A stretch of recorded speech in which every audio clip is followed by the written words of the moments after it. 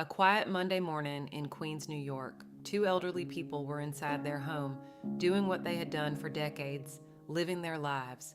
By that afternoon, one was found tied to a pole in a burning basement, and the other was found severely burned on the first floor. What happened in those hours is a story that shook an entire city. Frank Olton was 76 years old, a man who had spent a lifetime building a home in the Queens borough of New York City alongside his wife Maureen, who was 77. Neighbors knew them. Their son, an off-duty NYPD fire paramedic, knew their routines. They were a family rooted in community, in trust, in the simple belief that a neighbor in need deserved a moment of kindness. That belief, on this particular Monday morning, would cost them everything. Sometime that morning, a man named Jamel McGriff, 42 years old, approached the Olton home.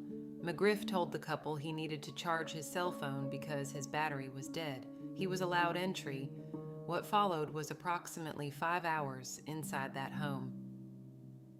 At 3:22 in the afternoon, the New York City Fire Department was called to the property for a report of a fire. When firefighters brought the blaze under control, they made a devastating discovery. Frank Olton was found in the basement, tied to a pole with multiple stab wounds. Maureen Olton was found on the first floor, severely burned. The exact causes of death remained under investigation, but there was no question that both had been killed. Before he left the home, McGriff was captured on surveillance video, walking away, carrying a duffel bag and a paper bag. It was the Oltons' own son who first received word something was wrong. An alert from the family's home security system notified him of the fire. He rushed to his parents' home to find it consumed by flames and his parents gone. The investigation moved fast. Surveillance footage tracked McGriff's movements through the city in the hours after he left the Olton home.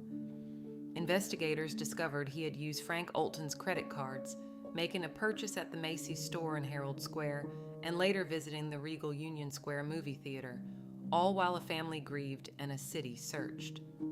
NYPD Commissioner Jessica Tisch described McGriff as a Level 3 sex offender and career criminal with a violent history stretching back 30 years.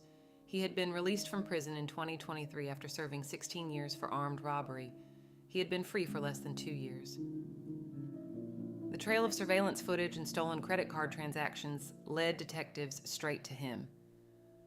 By Wednesday, just 2 days after the fire was called in, law enforcement located Jamel McGriff in Midtown Manhattan in the Times Square area and took him into custody. The manhunt that had gripped New York City for 2 days was over. On Thursday night, McGriff was arraigned and charged with multiple counts of first-degree murder, robbery, burglary, arson, kidnapping, grand larceny, identity theft, and related charges.